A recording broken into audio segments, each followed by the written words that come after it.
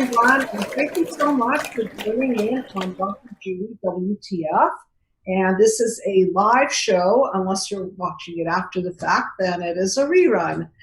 Please call in. This is a call-in show, and I welcome your calls. I welcome you to share your mind map of your life, because that's what we're going to do. We're going to be doing a lot of mind mapping, which we do at every show, and I'll get into that in a minute. I want to introduce myself. I'm a clinical psychologist, and I am the director of the Psychological Healing Center, where I train therapists into the mind map system and supervise people and have people learn a system that takes something that is 180 degrees gone wrong and flip it over. So we take the system gone wrong and flip it to the system gone right. And that is a journey that people enter into, which is 10 sessions long. Of course, you're welcome to do follow-up and welcome to stick around after the 10 sessions. However, it's important that during therapy, you learn something. And let's put that mind map up and I'll go over what you're going to learn. And by the way, tonight's topic is called Signs That Your Husband is a Narcissist, and narcissistic abuse and PTSD, and I'll add on to that complex PTSD. And if you are in a relationship with a wife that's narcissistic, just sub out that word, or if a partner is narcissistic, sub out the word husband. I picked the word husband because there actually is a higher prevalence of narcissism among men. We don't know why, but it just so happens that it's slanted on the side of males having this particular pattern of injury and expression of this injury, which I'll get into in a moment. But first, I want to put that mind map up so that you can understand the thinking and how we're going to break it all down. So from my point of view, from a mind map point of view, narcissism is a result of a system gone wrong, where either the parents are objectifying the child, using the child as a little parent, using the child to fulfill on their dreams and wishes and hopes. This is also a family where there is a lack of empathy, there's a lack of mirroring and really attuning to the child. So what happens during these formative years is the child does not learn empathy, the child does not learn the concept of a nourishing relationship. So rather than a symbiotic relationship or a synergistic relationship, what they get is a relationship based on power and control.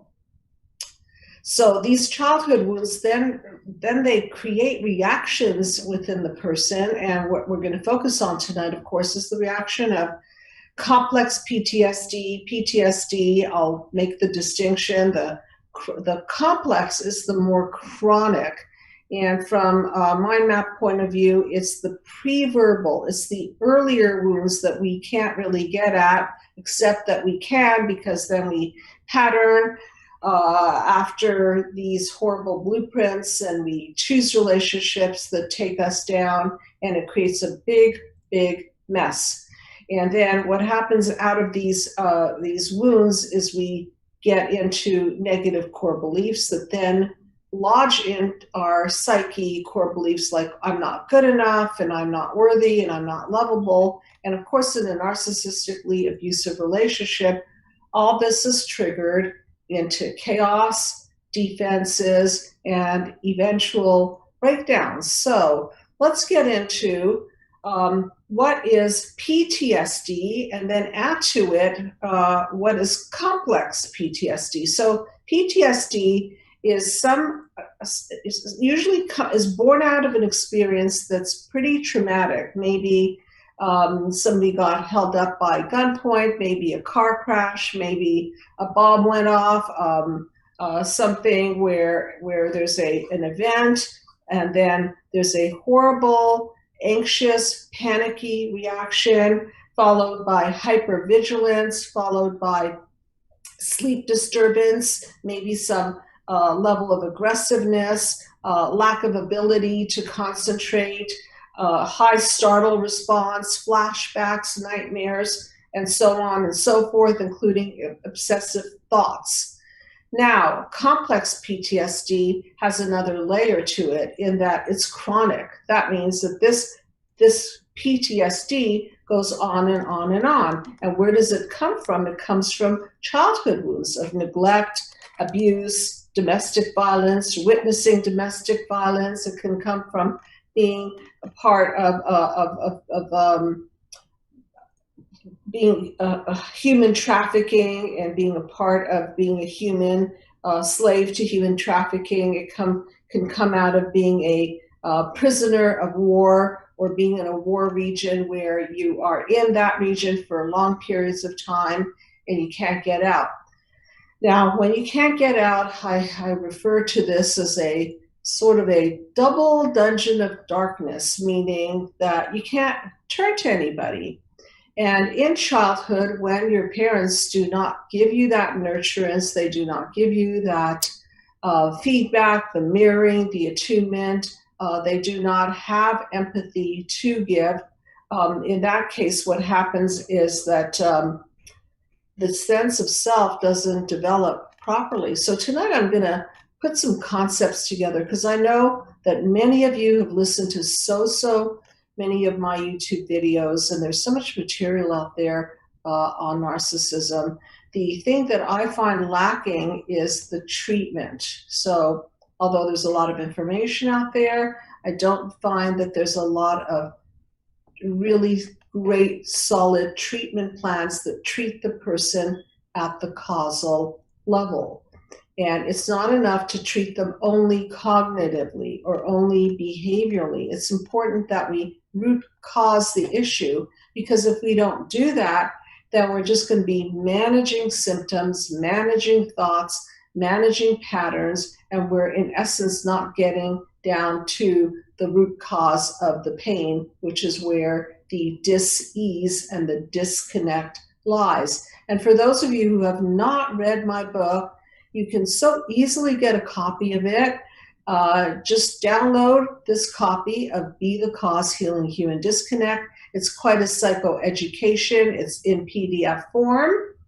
It is free, and it'll help you to put everything in a systems order so that you won't be sort of floating out there, not understanding how all of your symptoms fit together and born out of cause.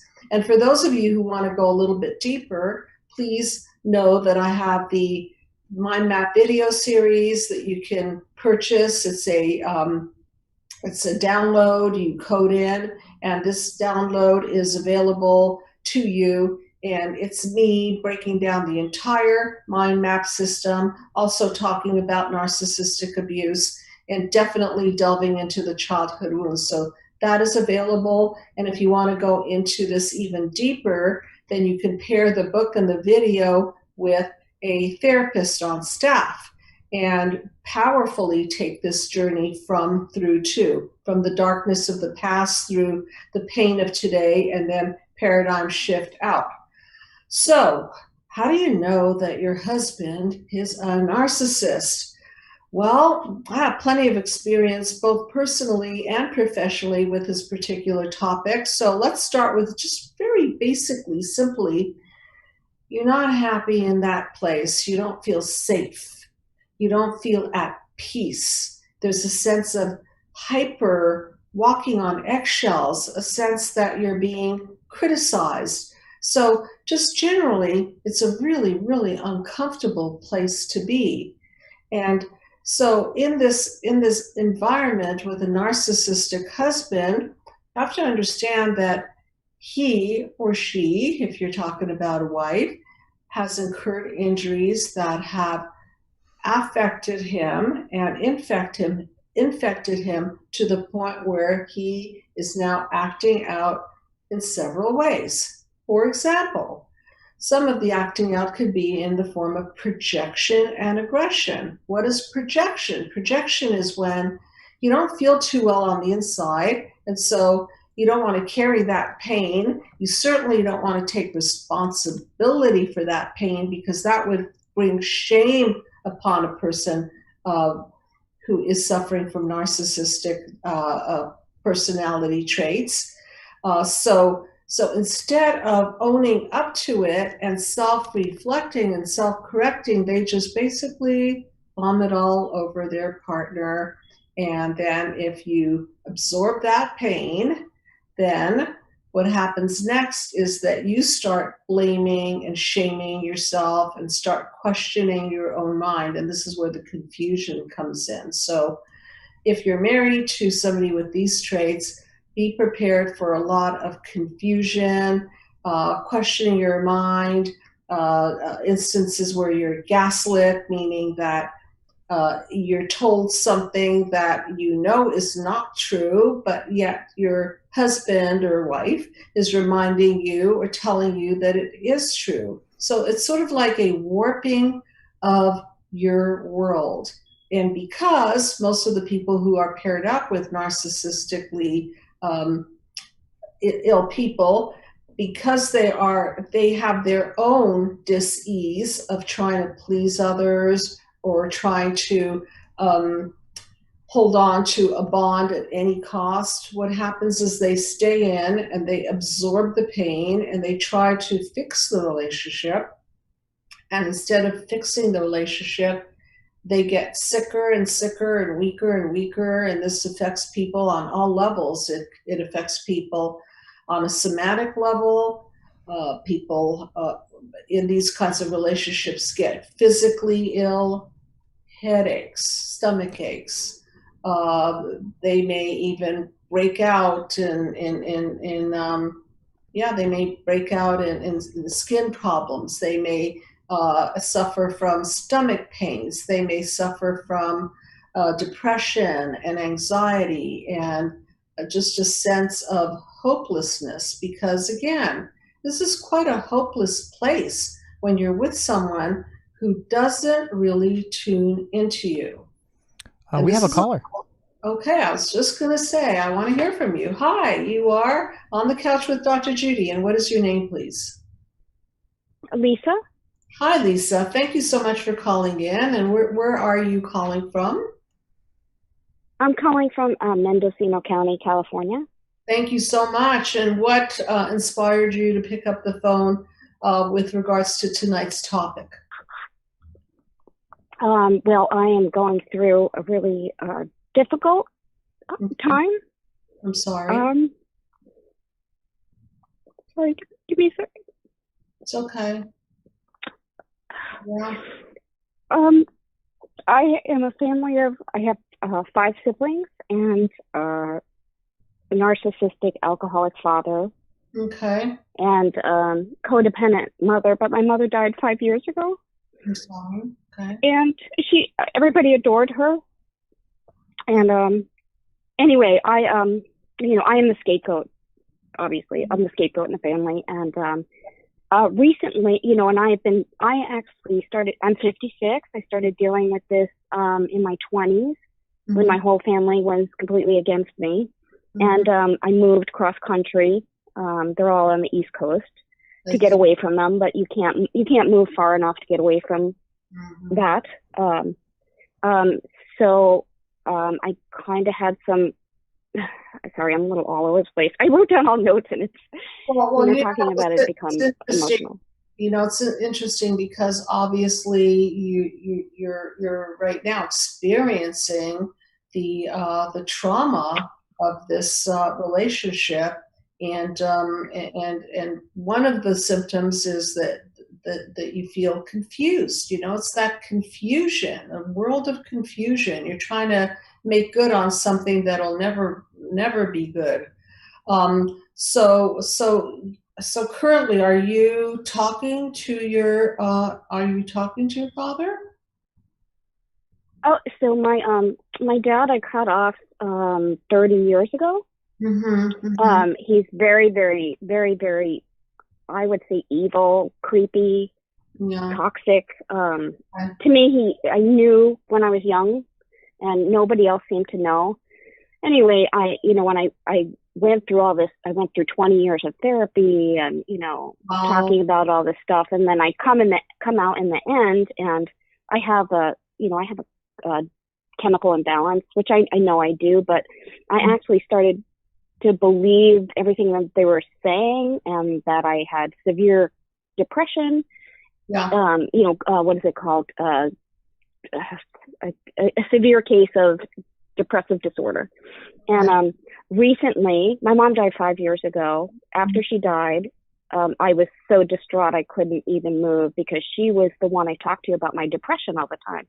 And after she died, I went into even a worse depression. And all of a sudden, I came out of it, and I've been angry.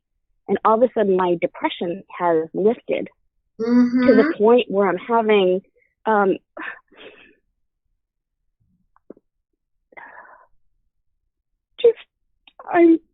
feel like I'm back in that time. Sorry. Okay. I recently felt like I was actually in a moment.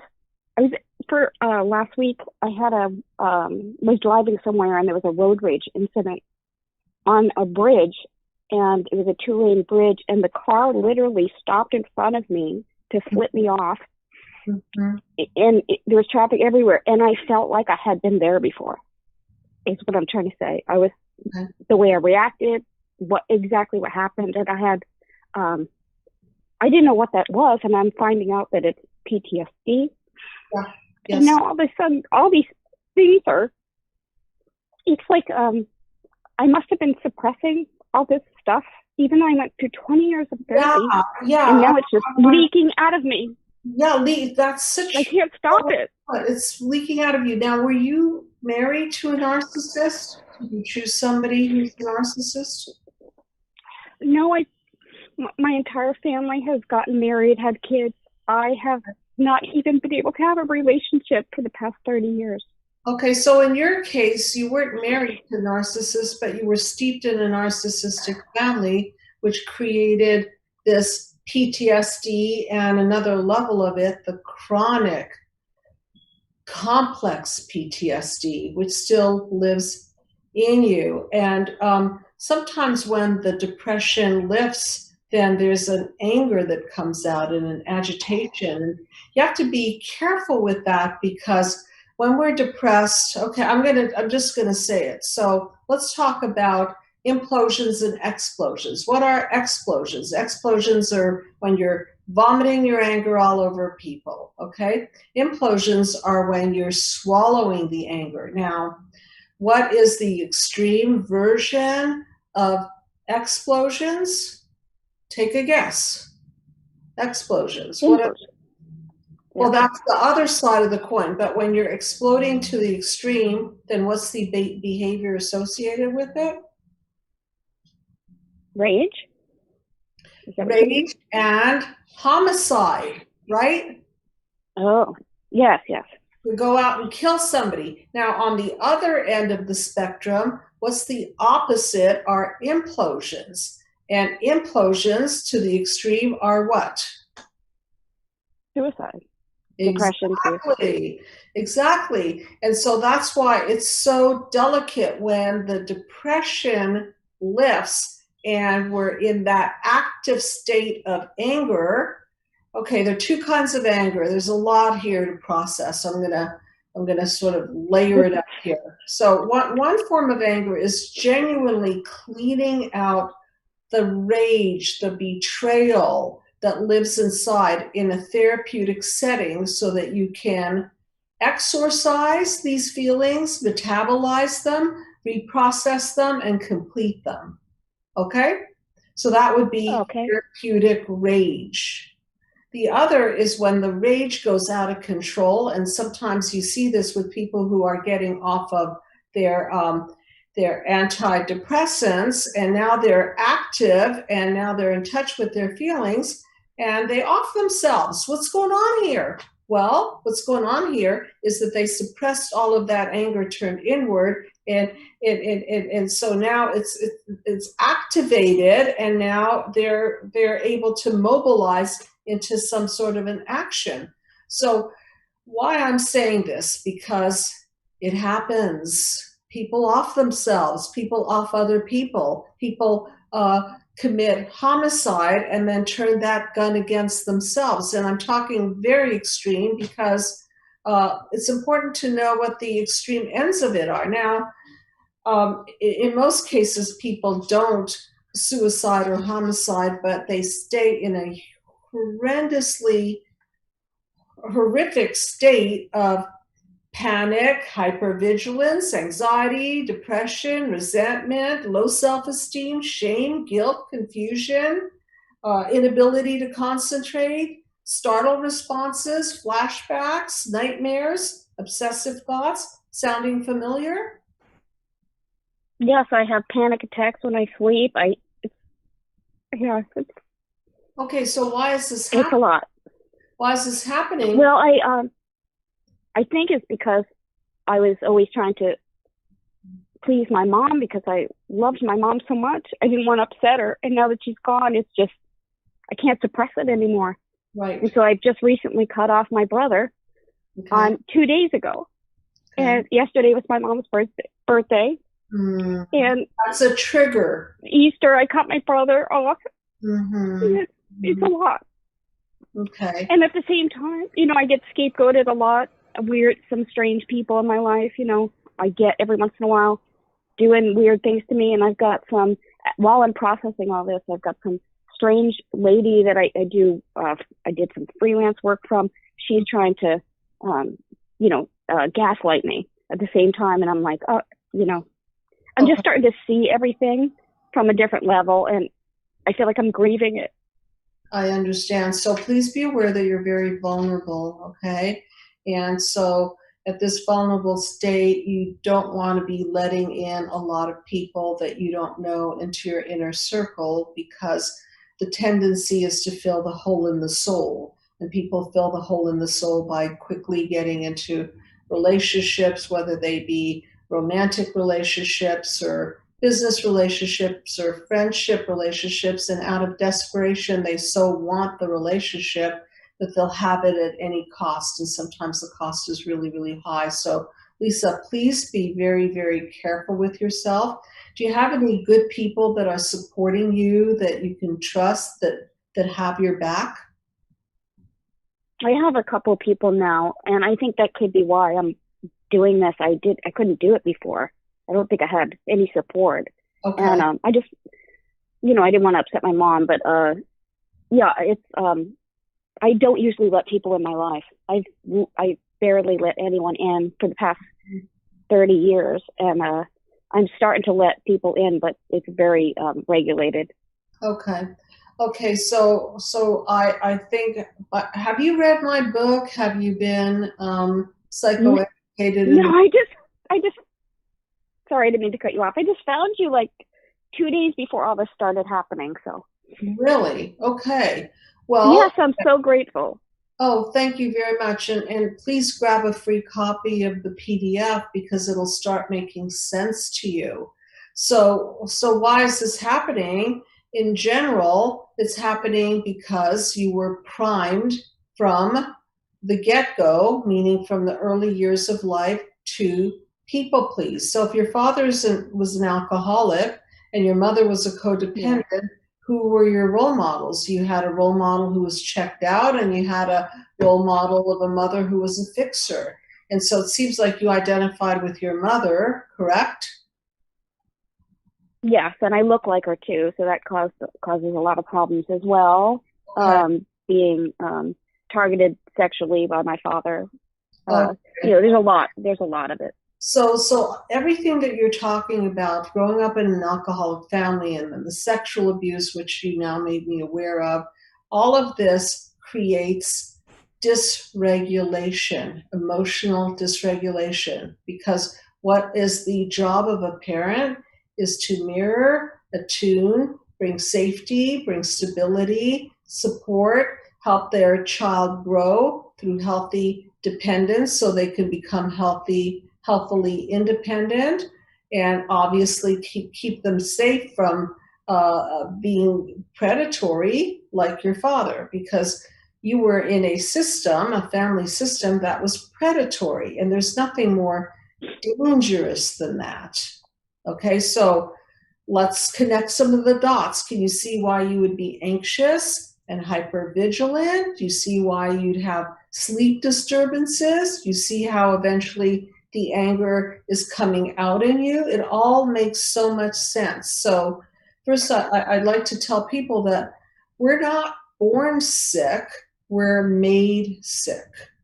And when we're in an unhealthy family system, a sick family system, we are not going to thrive. And I liken it to the dirty fish bowl. If you've got a fish swimming in dirty water, the fish won't know that it's swimming in dirty water because that's what the fish is used to. So if you're in a domestic violence family, a family of people who demean and devalue and insult you and threaten the bond and make you unsafe and are predators, then on some level you think that this is kind of normal. This is my family. This is the norm. And it's only when you get out of the system or you get out of the fishbowl that you can see the water is really toxic. And so once you get out of the system, I think there's a lot of grieving that happens. Just like what you're saying, there's a video that I'd like you to watch. Actually, there's a few of them. One is called Grieving the Parents You Never Had. Okay. And then I know I run on toxic relationships. I've done many on toxic relationships. And then, oh yes, the herder can't be the healer. And I'm going to elaborate in the context of this narcissistic system. So let's say codependent person gets married to a person who exhibits these characteristics of grandiosity and need for admiration and has a superficial approach to you, objectifies you, shames you, controls you, lacks intimacy. Is that sounding familiar from what you experienced in your family? Yeah. Okay, so let's say that a person now enters the system in adulthood. Why would they even enter such a system? Because they've been groomed to be in such a system in most cases. And so then the job is you've got to fix them. I'm not okay until you're okay. And so if you're married to a narcissist, you're not okay until you make that narcissist okay. And how do you make them okay? Well, you've got to please them. You've got to play by their rules. You can't question them because they get upset. You've got to, in essence, be at the effect of them.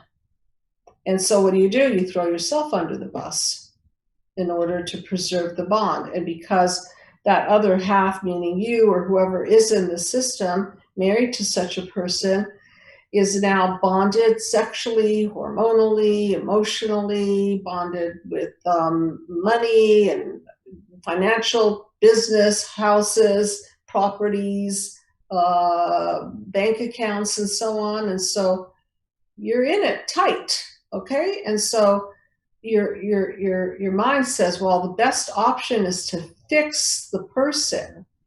Oh, can't fix the person, so I guess I'll just try to comply with the person, and if I comply with the person, that'll do it. But it doesn't do it. Why? Because they have a hole in the soul also. Just like the person in the system, the other party has a hole in the soul, and it's not filled by all of your kisses and all of your I love yous and all of your sex and all of your compliments and all of your presents, because just like a bucket with a hole in it, if you pour water into such a bucket, what happens to the water? Okay, are you getting the drift of what I'm saying? Is that you, like the water, you're just pouring yourself or have been pouring yourself into these people, and now you're traumatized, and you can't get them out of your head, and you can't get them out of your body and the body pains. And so what to do? And that's why the mind map is so instrumental and taking people back to the original pain. Because remember that incident where that guy flipped you off on the bridge, right? Right. Uh-huh. That was a trigger. It wasn't the cause. That was a trigger. The Well, cause. I figured that out after. Okay. I reacted so horrible to this situation that I actually didn't want to tell anyone. Yeah. It was almost like, I mean, it was so familiar.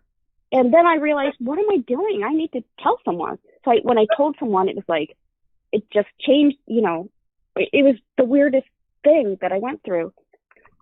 Yeah. And I know it was, I was triggered, but I didn't, I've had seen road rage before. I've been attracted to that, but I never realized the connection. It was the weirdest thing.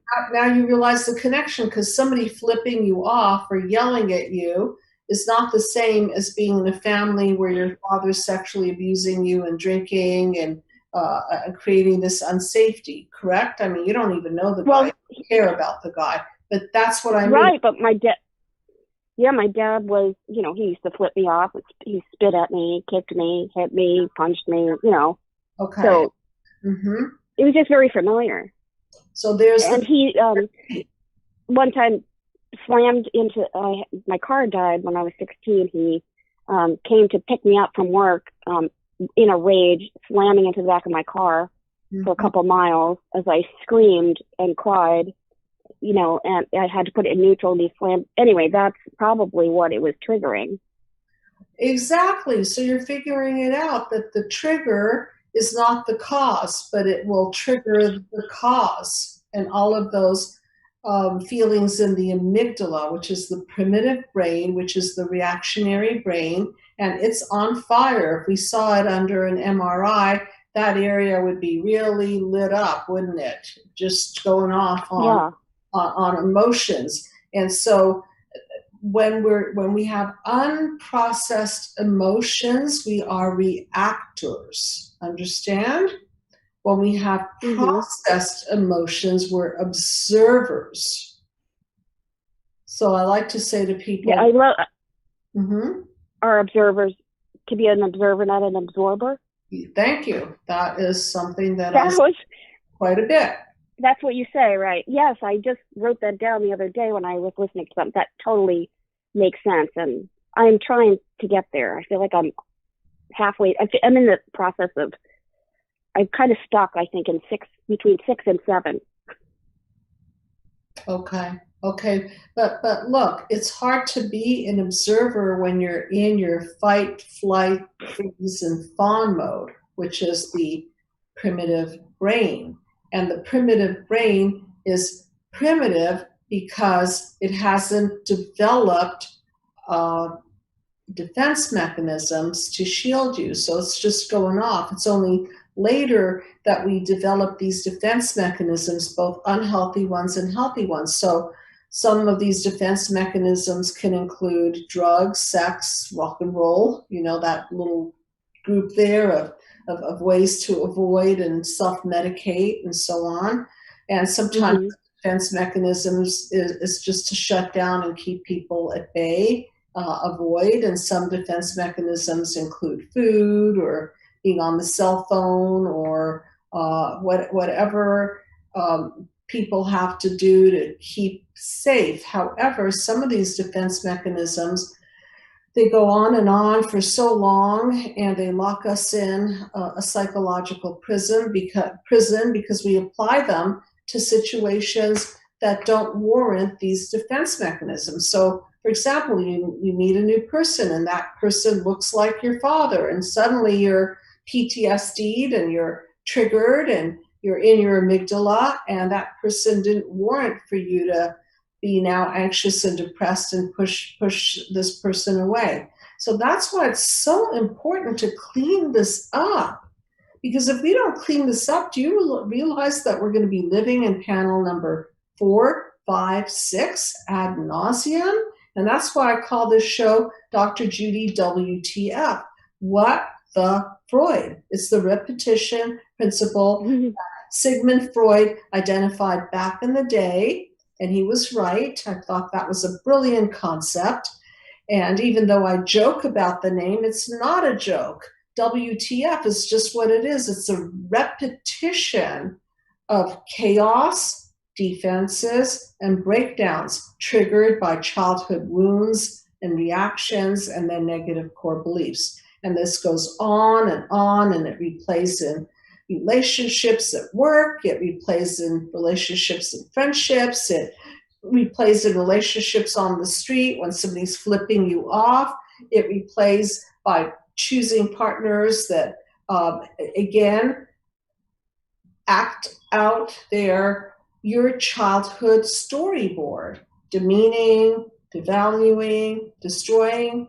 So I'm going to move on, but I really, really would love to hear from you. And of course, I know that you would benefit by taking this journey, and please feel free to reach out to me. We have some wonderful people on staff, and you could take this journey, which is a 10-session process. I'd be honored to, okay? And we could talk more personally, so please do, okay? And okay, I will. Thank you very much.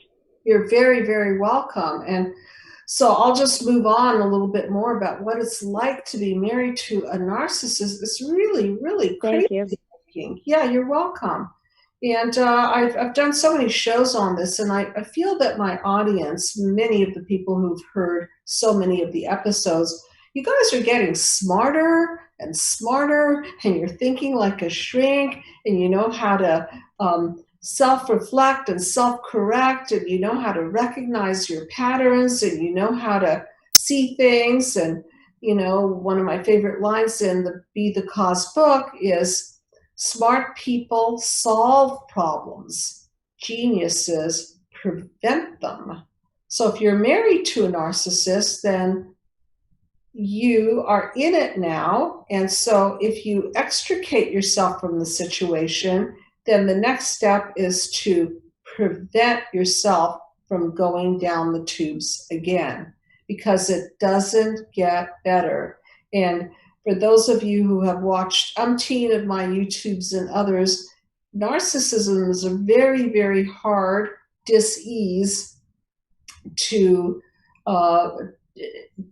cure. And by cure, I mean to get people to the place where they will be brave enough and open enough to face their childhood wounds, so that the therapist, psychologist can get in there and help that person develop empathy. Because the first task, therapeutic task, is, because they have no empathy for other people, it's because they don't have empathy for themselves, because they've never been taught empathy. They've never been modeled empathy. Okay, so the first therapeutic task is to bring empathy from the therapist to the individual and understand their pain and understand the childhood wounds, and reassure people that part one of your life is really not your fault. Okay, so you weren't born this way. It's not like you were born with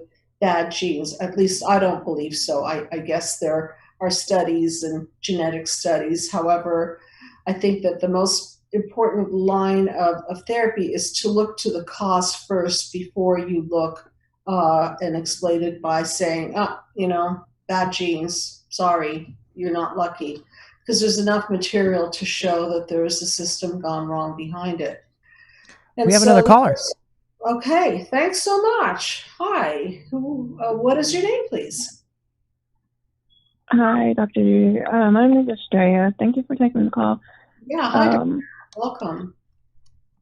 Thank you. I have a rather complex situation to share with you. Okay. But so I'll just start with, maybe about 3.5, 4 years ago, I was diagnosed with a dissociative identity disorder.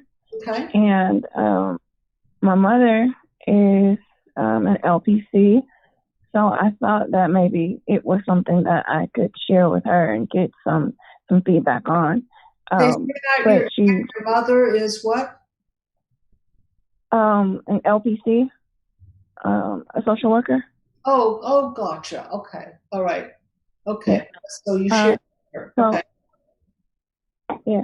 So when I shared the diagnosis with her, she became extremely defensive and started saying that, like, well, it's not my fault and these sorts of things. So I decided that she was not someone that I could, maybe, like, it was too close for her. So I decided to go inpatient to see if I could get some help in that sense. And I let her know that I was going to go inpatient, and her response was very nonchalant. It was just verbatim. She said, so. And so I got off the phone with her, and I admitted myself into the hospital, and I got stabilized. And once I got out of the hospital, I called her to, like, set some boundaries and ask her, like, you know, if that is the attitude that you're going to have towards my recovery, then maybe you're not the healthiest person for me to be involved with right now. That's really, really healthy of you. Really healthy. Well, she didn't take it well. She imagine not. Everything that you've said so far would lead me to think that she didn't take it well. Okay, and so what's the status right now with you and your mother? We don't speak at all. But once I set the boundary, she didn't accept it, and she just kept persisting and persisting. And I was firm in the boundary until she sent a message on YouTube, no, on Facebook, saying that she had been diagnosed with some life-threatening ailment, and that she was going to have to have emergency surgery, and that she needed me to be by her side. And so I dropped everything, and I went to be by her side. And when I got there, she was nowhere to be found. And then I found out from her side. I'm sorry, what happened when you got to her side? She wasn't there. She wasn't anywhere. She was in another state, actually. And she faked it? She faked it. And so I found out from other family members. Unbelievable. Yeah. This is okay, so see, so let's go back to your dissociative disorder. DID is another way of saying multiple personality disorder, correct? Correct. Okay, so why does this happen? DID is a defense mechanism against extreme trauma.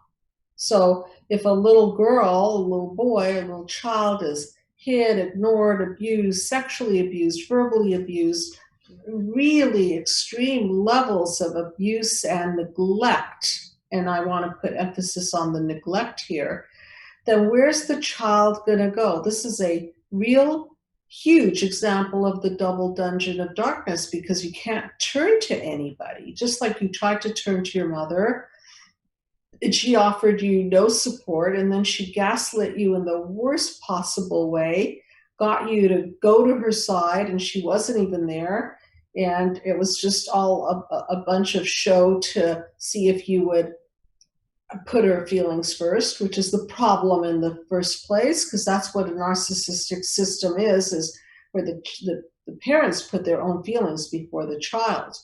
Okay, so dissociative disorder is a defense mechanism against extreme abuse. So it's kind of like a clever way that the mind has to split off from reality, because let's face it, who would want to be in reality if you're being abused severely or neglected severely?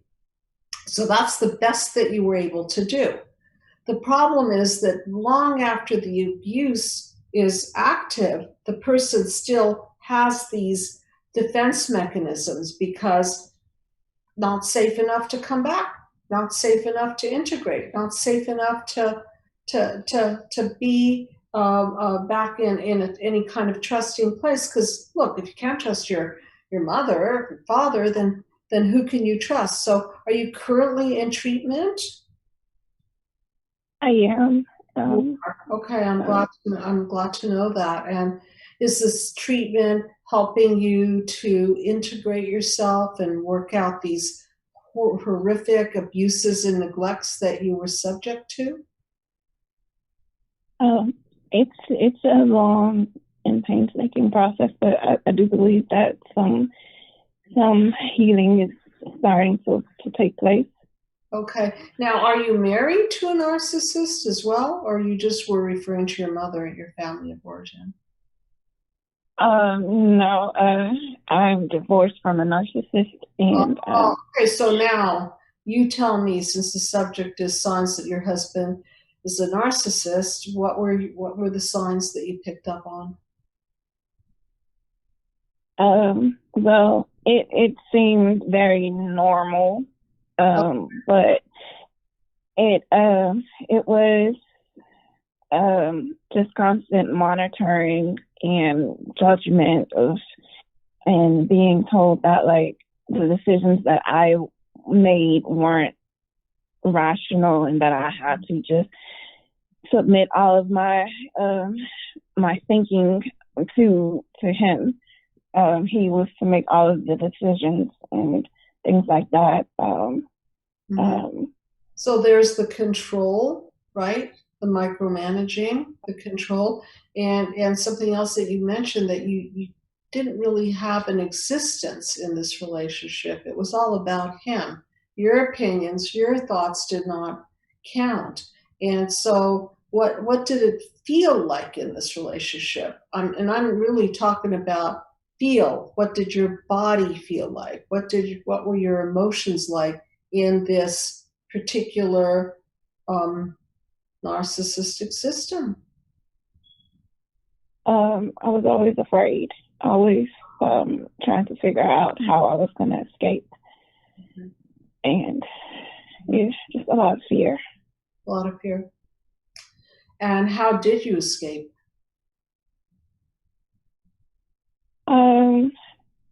I packed up my car and I just drove away in the middle of the night. I left the state and I didn't tell anyone where I was going. Wow. They couldn't. Yeah, they couldn't find me. I mean, of course, I called and let them know that I was okay, but I stayed gone the first time for a year, and then I went back, and then I left for. The last time that I left, it was about 5 or 6 years ago, and that was in between the time where my mother called and said, that she was sick and she needed me to be there for her. So you had nobody that has your back. And I'm just imagining the kind of courage you had to leave this toxic relationship and just drive away. And what that took, what that took. And in the relationship, did you find yourself dissociating as well? I'm quite sure I did. I didn't know about the dissociation until I got out of it, though. So it kind of like sent me into a panic and wondering, like, well, what have I been doing with all of this time that I've missed? Okay. So you need you need some enlightened witnesses, which I think you have around you now, people who hear you and can assure you that you've been made crazy. Okay, you weren't born this way. You were in a sick system, and the system completely stressed you out to the point where you were panicking, dissociating. And what about psychosomatic? What about body pains? How was your body feeling in this relationship? Well, there were like unexplainable like aches and pains and things like that. And there's one thing in particular that I can't pinpoint. I've gone to like several doctors and they say that the pain that I'm experiencing is more than likely caused from blunt force trauma, like a car accident or something like that, or a fall. And I can't remember any of those instances occurring, but the pain is very much there and it's real. Yes. Okay, so part of it might be physical, because if you were in a car accident, and you did incur some physical pain. Maybe there are remnants of that, but the psychological pain, right? When we're in psychological pain, when we're in anxiety, when we're in fear, the body takes the hit. And Hans Selye used to write about this back in the day, about the mind-body connection. And then Dr. Bessel van der Kolk talks about how the body keeps the score. And so it's really, really important for you to self-care, okay? And I want to talk a little bit about that, about the relationship with yourself, because when you're in a narcissistically abusive family system, marriage, whatever the system you're in, then their opinion of you supersedes your own opinion of you. So if mommy says you're stupid, you're stupid. If mommy or daddy gives you the indication that you don't matter, you buy in. If your husband or your wife tells you that you're not important and not lovable, you buy into that one. And where's your own relationship with yourself? It's almost like they steal your relationship with yourself. They take over executive control of your mind. And so that's why it's so important to go back to the self and create a home within where you can retreat and where you can regroup and say, wow, that was crazy. Wow, that was a lie. Oh my goodness, I almost believed that.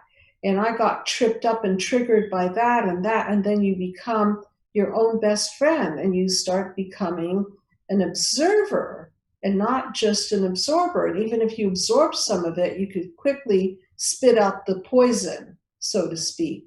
And so it's the journey of really having that relationship with yourself and building yourself back, or building it for the first time, and then setting boundaries with people like your mother and whoever, and keeping them out and not letting them have any sort of say-so in your life.